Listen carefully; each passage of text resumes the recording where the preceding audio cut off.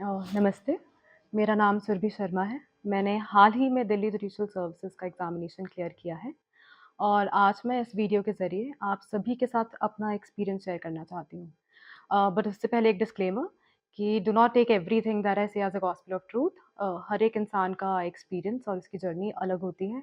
तो शायद जो चीज़ें मेरे लिए वर्कआउट कर गई, आपके लिए वो करें या ना करें। तो ये आपको फिगर आउट करना है कि what works the best for you. So this is how the video will go. मैं सबसे पहले अपनी थोड़ी-सी ब्रीफ में जर्नी शेयर करूँगी। Then we will discuss about pre, mains and interview and then end में I will give some extra some free extra advice. Let's start. शुरुआत करते हैं। मैंने 2020 में अपनी एलएलबी की डिग्री कंप्लीट की थी। डिग्री के आखिरी साल में ही मैंने कोचिंग ले ली थी। कोचिंग तकरीबन 1 साल की थी। उसके बाद डिग्री कंप्लीट करने के तुरंत बाद I started practising in district courts and after about 1 year 2021 के अंत में काफ़ी सारे जुडिशरी के एग्ज़ाम्स निकले हुए थे। तो मैंने उसके बाद प्रैक्टिस से थोड़ी-सी ब्रेक ली and I started focusing on judiciary. तो 7 टू 8 मंथ्स मैंने जुडिशरी पे फोकस किया है and side by side I pursued my LLM. इन्हीं 7 से 8 महीनों के दौरान आई क्लियर्ड माय दिल्ली का pre and then I gave mains, Delhi का मेंस एंड मेंस देने के बाद I again started practising and अभी बहुत ही रिसेंटली कुछ दिनों पहले ही मेरा दिल्ली का फाइनल रिजल्ट आया है। Now let's start talking about the exam. Exam की बात करने से पहले I like to clarify 2 things. Firstly कि मैं सिर्फ़ दिल्ली स्पेसिफ़िक ही बात करूँगी, क्योंकि मैंने सिर्फ़ दिल्ली का ही मेंस और इंटरव्यू दिया है। मुझे दूसरे स्टेट्स की जो पैटर्न है और स्ट्रैटेजी है that could be a little different, उसके बारे में मुझे ज़्यादा जानकारी नहीं है। सेकंडली हर इंसान के पढ़ने का तरीका यानी कि स्टडी टेक्निक अलग होती है। कुछ लोगों को लिख कर नोट्स बना के पढ़ना पसंद है, तो कुछ लोग बोल के, पढ़ के या किसी और को पढ़ा के पढ़ाई करते हैं। तो मैं इस वीडियो के ज़रिए आपसे अपनी स्टडी टेक्निक शेयर करूँगी।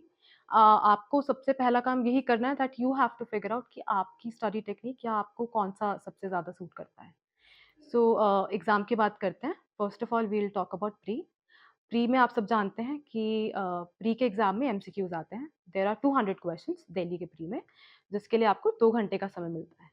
तो what happened with me was कि जब मैं एग्ज़ाम दे रही थी, एग्ज़ाम के दौरान जब मेरी नज़र घड़ी की सुइयों पे गई, तो it was already half time और मैंने हार्डली 50% ऑफ द पेपर पढ़ा था और 20% ऑफ द पेपर अटेम्प्ट किया था। तब मुझे रियलाइज़ हुआ कि how late I was, but by God's grace I was able to pick up speed और लास्ट 1 आवर में I was able to complete my paper. My purpose of telling you this is कि time management बहुत ज़रूरी है। Time management बहुत ज़रूरी है, क्योंकि दिल्ली के प्री में क्वेश्चंस डायरेक्ट नहीं रहते हैं। काफ़ी सारे क्वेश्चंस जो हैं इनडायरेक्ट आते हैं। इनडायरेक्ट से मेरा मतलब है कि रट्टाफिकेशन इज़ नॉट हेल्पफुल। आपको एप्लीकेशन ऑफ माइंड करना है। वो किस तरीके से कर सकते हैं, मैं आपको 2 तरीके बताती हूँ कि मैंने किस तरीके से प्रिपरेशन की प्री के लिए। पहला कि दिल्ली के प्री के लिए आपको सिर्फ़ बैरक्स पे फ़ोकस करने की ज़रूरत है, बैरक्स से बाहर निकलने की ज़रूरत नहीं है। बट आप जब बैरक्स पढ़ रहे हो, आपको बैरक्स को अच्छे से रीड करना है, ईच एंड एवरी सेक्शन को अच्छे से रीड करना है। अच्छे से रीड करने का मतलब ये नहीं है दैट कि आपने ऊपर-ऊपर से पढ़ लिया, हेडिंग्स पढ़ ली, आपको पता है क्या है। आपको ये भी मालूम होना चाहिए कि हर सेक्शन के अंदर क्या लिखा हुआ है। जितनी अच्छी आपकी अंडरस्टैंडिंग होगी बैरक्स की, उतना ही ईज़ी होगा आपके लिए प्री क्लियर करना। सेकेंडली ये बोलूँगी कि आप each and every section barracks का पढ़िए। Do not do this thing कि आपने इम्पोर्टेंट सेक्शंस पढ़ लिए हैं and you have left out irrelevant या आपके हिसाब से जो आपको अनइम्पोर्टेंट सेक्शंस लगते हैं। पेपर में से क्वेश्चंस कहीं से भी आ सकते हैं। बाकी वन थिंग जो मैंने नोटिस किया पेपर के अंदर, इट वाज़ कि जो मेजर सब्जेक्ट्स हैं जैसे कि constitution, IPC, CPC, CrPC and evidence act, उनमें से जो क्वेश्चंस थे वो काफ़ी इनडायरेक्ट आए हुए थे और जो बाकी माइनर सब्जेक्ट्स हैं, माइनर लॉज़ हैं, उनमें से तकरीबन क्वेश्चंस वर वेरी डायरेक्ट। और आर्बिट्रेशन एक्ट जो कि नया इंट्रोड्यूस हुआ था, उसके ऊपर भी काफ़ी सारे क्वेश्चंस आए हुए थे, they were a bit indirect. Now let's talk about mains का पेपर। मेंस के पेपर में देयर आर 4 मेंस के लिए देयर आर 4 पेपर्स, जिसमें 1 दिन में 2 पेपर कंडक्ट करते हैं वो, तो मेंस 2 दिन का रहता है। हर पेपर इज़ 3 आवर्स, 3 घंटे का रहता है एंड हमें बैरक्स भी प्रोवाइडेड होते हैं। पर लेकिन आपको आपके पास इतना समय नहीं होता कि आप बैरक्स से पढ़ के आंसर लिख सकें। अगर आपको आंसर आता है, तो आप बैरक्स को रेफ़र कर सकते हैं टू सी कि अगर आपका answer is going on right track और नॉट। अ, बाकी जो मेंस के पेपर के अंदर फर्स्ट पेपर रहता है जीके एंड लैंग्वेज का। जीके की बात करें तो जीके में जो मोस्टली क्वेश्चंस थे वो लीगल जीके से रिलेटेड थे। लीगल जीके यानी कि अगर आप करंट अफेयर्स या न्यूज़पेपर रेगुलरली फॉलो कर रहे हैं, तो आपके लिए बहुत आसान होगा उन्हें अटेम्प्ट करना। बहुत ही शॉर्ट आंसर्स शॉर्ट क्वेश्चंस थे, कोई लॉन्ग क्वेश्चन नहीं था।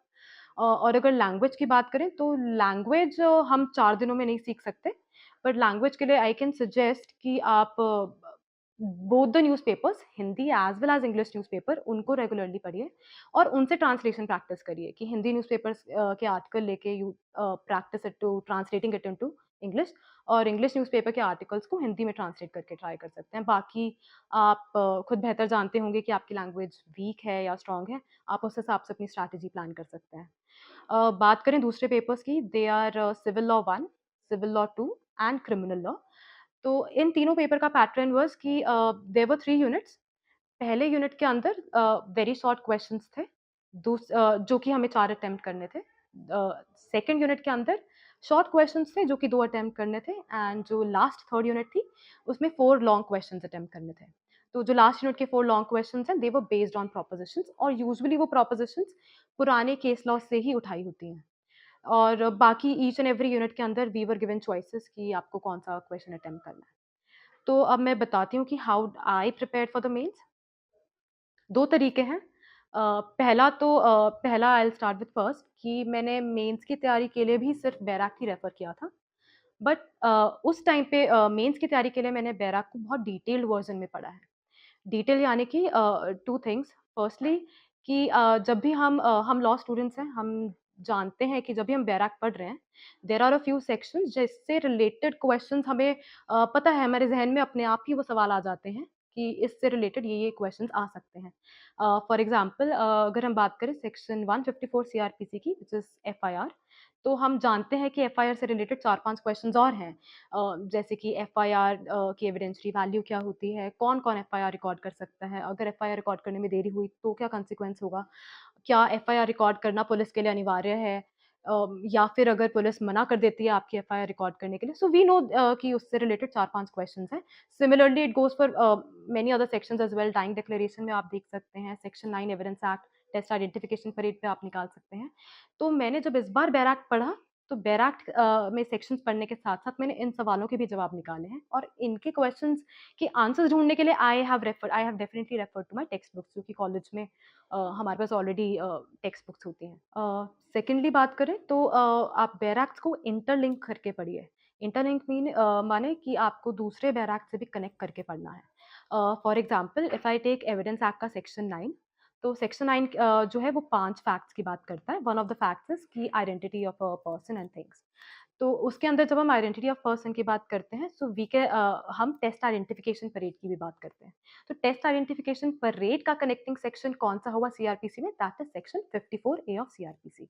तो जिसके अंदर टेस्ट आइडेंटिफिकेशन परेड का प्रोसीजर दे रखा है। उसी से सिमिलर मिलता-जुलता जो लॉ है, that is prison act, which was recently replaced by criminal procedure identification act 2022। और उसी से मिलता हुआ लैंडमार्क केस है Ritesh Sinha versus state of UP. ठीक है, तो जब इस बार आप बैराक्स पढ़ रहे हैं, तो आप उसको कनेक्ट करिए कि दूसरे बैराक के अंदर उसके क्या रेलेवेंट प्रोविजंस हैं या कौन-सी लैंडमार्क जजमेंट है। तो अगर हम जजमेंट्स की बात करें तो मुझे ढंग से याद नहीं है कि मैंने आंसर शीट में कितनी जजमेंट्स मेंशन किए, बट आई हार्डली थिंक कि मैंने ज़्यादा केस लॉज़ मेंशन किए होंगे। इसलिए आपको ईच एंड एवरी सेक्शन के साथ केस लॉज़ याद करने की ज़रूरत नहीं है। आप सिर्फ़ लैंडमार्क केसेस पे फ़ोकस करिए, जैसे you must be knowing section 154 CrPC के अंदर we have Lalita Kumari versus state of UP, 156(3) के अंदर we have Sakiri Vasu versus state of UP and likewise. आप सिर्फ लैंडमार्क जजमेंट्स पे फोकस करिए, आपको सिर्फ वही देने की जरूरत है। सेकेंडली अगर हम बात करें आंसर राइटिंग की, तो आंसर राइटिंग के लिए आई सजेस्ट कि आप प्रीवियस ईयर के जो मेंस के क्वेश्चन पेपर्स हैं उसकी बुक मार्केट से ले सकते हैं एंड आप ज़रूर कुछ क्वेश्चन ज़रूर ट्राई करके देखिए, लिख कर देखिए, उससे आपको पता चल जाएगा कि वेयर डू यू स्टैंड, कि आपके लूप होल्स, आपके राइटिंग में कितने लूप होल्स हैं, आप या किस तरीके से आप उनको इम्प्रूव कर सकते हैं, आपको खुद स्ट्रैटेजी बनानी पड़ेगी। मैं आंसर राइटिंग के लिए ज़्यादा कुछ नहीं बोल सकती। ये कह सकती हूँ कि जब भी आप आंसर फ्रेम करने लगें, आप फ्रेम करने से पहले ज़रूर मन में सोचेगा कि आपको किस तरीके से प्रेज़ेंट करना है अपना आंसर, कि आप पहला पॉइंट कौन-सा बताने वाले हैं, सेकंड कौन-सा होगा, थर्ड कौन-सा होगा, how will you be concluding the paper.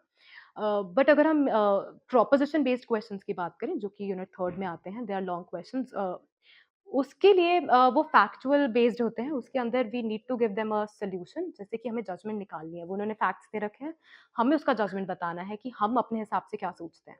तो उसके लिए आपको जजमेंट तक पहुँचने के लिए किन इश्यूज़ को सॉल्व करना ज़रूरी है, आप पहले वो फिगर आउट करिए। अगर आपने 2 या 3 क्वेश्चन्स निकाल लिए हैं कि जजमेंट के लिए आपको इन इश्यूज़ को सॉल्व करना है, उसके बाद ईच एंड एवरी इश्यू को सेपरेटली डील कीजिए। ईच एंड एवरी इश्यू के साथ आप उसको फैक्ट्स और लॉ के साथ इफ पॉसिबल कनेक्ट कर सकते हैं, एंड देन हर इश्यू को सेपरेटली डील करने के बाद आप कंक्लूजन दे सकते हैं कि आप कौन से कंक्लूजन पे पहुंच रहे हैं। आंसर राइटिंग के बारे में मैं सिर्फ इतना ही बोल सकती हूँ, बाकी तो आपके खुद पे है, आप खुद प्रैक्टिस करिए जितना प्रैक्टिस कर सकते हैं। मेरे पास इतना समय नहीं था, प्री का जब रिजल्ट आया और मेंस के बीच में 20 से 25 दिन थे, मेरे पास इतना समय नहीं था, बट मैंने ज़रूर ट्राई करके ज़रूर देखा था लिख के कि मैं कहाँ पे, मैं किस तरीके से अटेम्प्ट कर पाऊँगी क्वेश्चंस को। Now if we talk about interview, तो इंटरव्यू का कोई सिलेबस नहीं होता। मैं अपने हिसाब से अपने एलएलएम के सब्जेक्ट्स भी पढ़ के गई थी और अपनी जहाँ जिस फ़ील्ड में मैंने प्रैक्टिस की है, मैं उसके बारे में भी पढ़ के गई थी। पर लेकिन जो इंटरव्यूअर ने, उन्होंने मुझसे सिर्फ़ मेजर सब्जेक्ट से, जैसे कि सीपीसी, कॉन्स्टिट्यूशन, सीआरपीसी, आईपीसी से ही क्वेश्चन्स पूछे। पर उसका इंटरव्यूअर उस टाइम पे क्या सोच रहा हो, क्या ना सोच रहा हो, उसके बारे में मैं कुछ नहीं कह सकती। तो आप अपने तरफ से सारा प्रिपेयर करके जाइए। जो मेरी इंटरव्यू थी उसके अंदर उन्होंने मुझसे सिर्फ़ 7 से 8 क्वेश्चन्स पूछे। It was like a viva, they were asking questions और मैं सिर्फ़ उनको डायरेक्ट रिप्लाई कर रही थी। एंड इंटरव्यू तकरीबन 5 से 7 मिनट चली होगी, and then they just asked me to leave. Interview में मैं सिर्फ़ ये सजेस्ट कर सकती हूँ कि अगर वो आपसे जो भी सवाल पूछ रहे हैं, जो भी क्वेश्चन पूछ रहे हैं, अगर वो आपसे एक चीज़ पूछते हैं, आप उनको 3 चीज़ों का जवाब दीजिए। जैसे वन ऑफ द क्वेश्चन जो उन्होंने मुझसे पूछा, that was on alibi.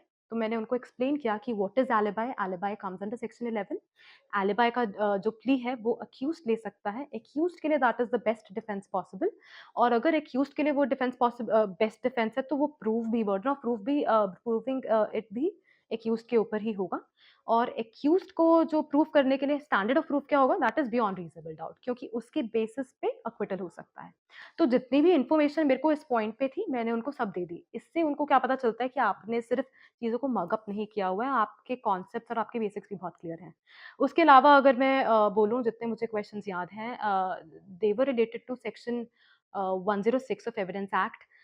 One of the question was order 41 of CPC, then there was ejusdem generis, section 6 of evidence act, and one more question defence of unsoundness of mind, IPC का, and 1-2 questions और रहे होंगे। काफ़ी मतलब major subject से ही उन्होंने questions पूछे, और इंट्रोडक्शन भी, मतलब I had prepared my introduction कि मैं जाके अपने बारे में क्या इंट्रोड्यूस करूँगी। बट जैसे ही मैंने इंटरव्यू रूम में एंटर किया, जजेस ने they directly started asking me questions about law.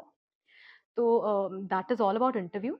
Now I can give some, अब मैं ये बता सकती हूँ कि आपको मेरी स्टडी टेक्निक क्या है। I will tell you about my study technique. जैसे मैंने बताया, मैंने सिर्फ़ बैरक्स पे ही फ़ोकस दिया है। तो मैं बैरक्स किस तरीके से पढ़ती हूँ? अ, बैरक्स के लिए अगर मैं बैरक्स पढ़ना पढ़ना स्टार्ट करती हूँ, तो मैं पहले 10 से 15 sections I try to read it बोलकर, and then I take a break. उसके बाद I have a black board with me. मैं उन्हीं सेक्शंस को without looking at the barrack, I jotted down on the black board along with their headings, and I try to recall कि each and every section के अंदर क्या-क्या था। मैंने इसी तरीके से सारे बैरक्स कंप्लीट किए हैं, और वो तकरीबन 4 बार मैंने बैरक्स, 4 से 5 बार मैंने बैरक्स रिपीट किए होंगे। Repetition is the key. आप जितनी बार बैरक्स रिपीट करेंगे, उतने अच्छे से आपको बैरक्स आ जाएँगे और याद भी रहेंगे। आपको उसके लिए रट्टा मारने की, याद करने की कुछ कोई ज़रूरत नहीं है, वो अपने आप आपको याद रहेंगे। दूसरी टेक्नीक जो I used during the exams, क्योंकि टाइम हमारे पास कम था, I used that technique, Pomodoro technique. You must have heard about it. इसके अंदर हम 25 मिनट्स के लिए पहले पढ़ाई करते हैं, we take a break for 5 minutes, that is 1 pomodoro. And if you आप 4 पोमोडोरोस को कंसेक्युटिवली पढ़ते हैं, then you take a long break, then again 4 pomodoros. इससे I was able to manage my time, मैं अपना टाइम एफिशिएंटली मैनेज कर पा रही थी और काफ़ी सारी डिस्ट्रैक्शंस थी, वो भी डिस्ट्रैक्शंस को हटा के मैं फ़ोकस कर पा रही थी। क्योंकि टाइम लिमिट बहुत कम रहता है जब प्री का रिज़ल्ट और मेंस का एग्ज़ाम आता है तो। अ, उसके अलावा आई विल से कि डिस्ट्रैक्शंस की बात करें तो yes this is our life. मैं ये बोलूँगी कि आपको सब कुछ छोड़ के जुडिशरी की प्रिपरेशन करने की ज़रूरत नहीं है। मीन्स आप ज़रूर फ़ोकस कीजिए, बहुत अच्छे से फ़ोकस कीजिए। पर लेकिन अगर आप सब कुछ छोड़ के अपनी सोशल लाइफ़ को बिल्कुल ज़ीरो करके तैयारी करेंगे तो मुझे लगता है कि that is a very frustrating और स्ट्रेसफुल एनवायरनमेंट क्रिएट करता है, which is not conducive to for studying. तो आप ज़रूर एन्जॉय कीजिए, आप अपने फ्रेंड्स के साथ जाइए, फैमिली फंक्शंस अटेंड कीजिए, आप अपनी लाइफ़ साथ में एन्जॉय भी कीजिए, आई थिंक आपका स्ट्रेस कम होगा। And lastly I would say about coaching, yes I can have some coaching के बारे में मैं ये बोलना चाहूँगी कि जुडिशरी क्रैक करने के लिए आपको सिर्फ़ 2 चीज़ों की रिक्वायरमेंट है। एक तो आपका कॉन्सेप्ट क्लैरिटी बहुत अच्छी होनी चाहिए, आपके बेयर एक्ट्स की कॉन्सेप्ट क्लैरिटी बहुत अच्छी होनी चाहिए, दूसरी है सेल्फ स्टडी। तो ये 2 चीज़ें ही काम आती हैं, सेल्फ स्टडी ही की है कि आप पेपर क्रैक कर सकते हैं। बट अगर आपको लगता है कि आपके concepts are not very clear, then आप कोचिंग ज़रूर ले सकते हैं, but coaching is not a necessary requirement. अगर आपके बेसिक्स और आपके कॉन्सेप्ट्स बहुत क्लियर हैं, तो आपको कोचिंग की ज़रूरत इतनी नहीं है। बाकी आपको ज़्यादा पता होगा कि आपने कॉलेज में किस तरीके से पढ़ाई की है, आप उस हिसाब से अपने लिए फिगर आउट कर सकते हैं कि क्या है। Lastly I will give an extra tip कि आई बिलीव कि हार्ड वर्क के साथ-साथ लक भी बहुत इम्पोर्टेंट रोल प्ले करता है। And lastly one secret tip, I believe कि हार्ड वर्क के साथ-साथ लक भी बहुत इम्पोर्टेंट रोल प्ले करता है। So be good to people, be kind to them.